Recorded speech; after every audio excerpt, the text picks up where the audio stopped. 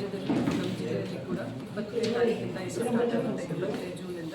ಅದರ ಟೈಮ್ ಲೈನಿಂದ ಮತ್ತೆ ಸಿದ್ಧತೆ ತರಬೇತಿ ಮತ್ತು ಮೊದಲಿನ ಕಾರ್ಯ ನಾವು 20ನೇ ಜೂನಿಂದ 29ನೇ ಜೂನ್ ತನಕ ಮಾಡ್ತೀವಿ.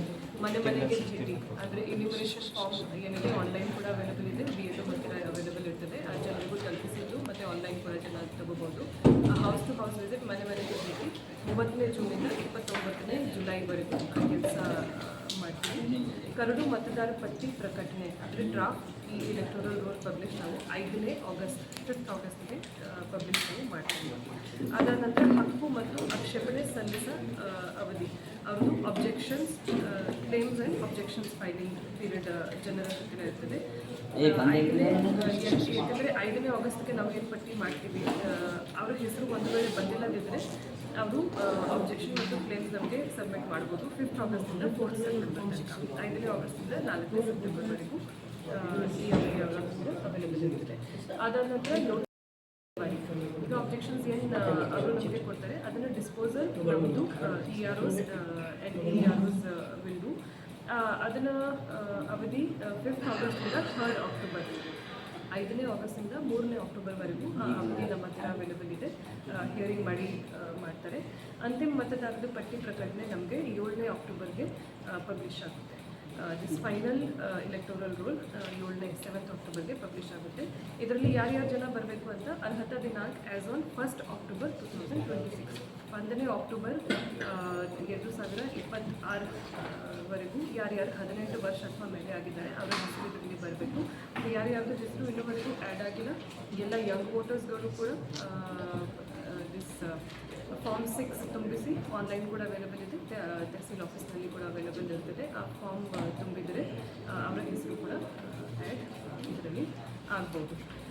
ಈಗ ನಾವು ನೋಟಿಸ್ ಪೀರಿಯಡ್ ಬಗ್ಗೆ ನಿಮಗೆ ಈಗಾಗಲೇ ಹೇಳಿದ್ವಿ. ಆ ನೋಟಿಸ್ ಯಾರ್ಯಾರಿಗೂ ಹೋಗುತ್ತೆ ಅಂತ ಅವರು 11 ಟೈಪ್ ಡಾಕ್ಯುಮೆಂಟ್ ಕ್ಯಾಟಗರಿದು ಡಾಕ್ಯುಮೆಂಟ್ ಇದೆ.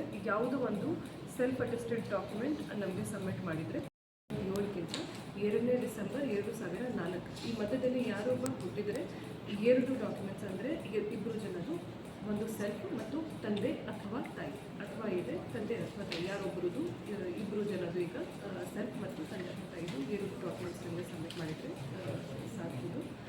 2nd ಡಿಸೆಂಬರ್ 2004 ನಂತರ 2ನೇ ಡಿಸೆಂಬರ್ 2004 ನಂತರ ಯಾರೊಬ್ಬ ಹುಟ್ಟಿದರೆ ಅವ್ರದ್ದು ಡಾಕ್ಯುಮೆಂಟ್ ಸೆಲ್ಫ್ ಮತ್ತು ತಂದೆ ಮತ್ತು ತಾಯಿ 3 ಜನದ ಡಾಕ್ಯುಮೆಂಟ್ ನಮಗೆ ಈ 11ರಲ್ಲಿ ಯಾವುದೋ ಒಂದು ಸಬ್ಮಿಟ್ ಮಾಡಬೇಕು. ಈಗ ಈ ಡಾಕ್ಯುಮೆಂಟ್ ನಾವು ಬರೀ ನೋಟಿಸ್ ಅದವರಿಗೂ ಇಟ್ಟಿದ್ದೀವಿ, ಯಾರ್ಯಾರಿಗೂ ನೋಟಿಸ್ ಸಿಗುತ್ತೆ ಅವೆಲ್ಲ ಜನ ನಮಗೆ ಈ ಡಾಕ್ಯುಮೆಂಟ್ ಸಬ್ಮಿಟ್ ಮಾಡಬೇಕು.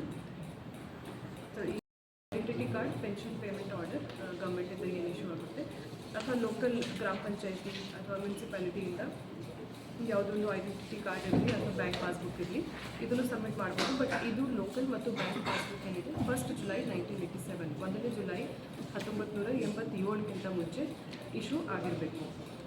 ಆಮೇಲೆ ಯಾವುದೋ ಒಂದು ಹೊಸದು ಅಥವಾ ಹಳೆದು ಡಾಕ್ಯುಮೆಂಟ್, ಬರ್ತ್ ಸರ್ಟಿಫಿಕೇಟ್ ಆಗಲಿ, ಪಾಸ್ಪೋರ್ಟ್ ಆಗಲಿ, 10th ಕ್ಲಾಸ್ ಆಗಲಿ ಅಥವಾ ಬೋರ್ಡ್ ಅಥವಾ ಯೂನಿವರ್ಸಿಟಿಯಿಂದ ಸರ್ಟಿಫಿಕೇಟ್ ಆಗಲಿ, permanent residence certificate, forest right certificate, OBC SC ST ಯಾವುದೋ ಒಂದು ಕಾಸ್ಟ್ ಸರ್ಟಿಫಿಕೇಟ್, ಫ್ಯಾಮಿಲಿ ರಿಜಿಸ್ಟ್ರಿ ಏನು ಮೇಂಟೈನ್ ಮಾಡ್ತಾರೆ ಅಥವಾ ಲ್ಯಾಂಡ್ ಮತ್ತು ಪಟ್ಟ ನಾವು ಏನು ಕೊಡ್ತೀವಿ ಹಕ್ಕುಪತ್ರ ಆ ಥರದ್ದು ಡಾಕ್ಯುಮೆಂಟ್ ಇದ್ದರೂ ಈ ಡಾಕ್ಯುಮೆಂಟ್ ನಮಗೆ ನಡೆಯುತ್ತೆ. ಈ 11 ಡಾಕ್ಯುಮೆಂಟ್ ಜನರು ಸಬ್ಮಿಟ್ ಮಾಡಬೇಕು.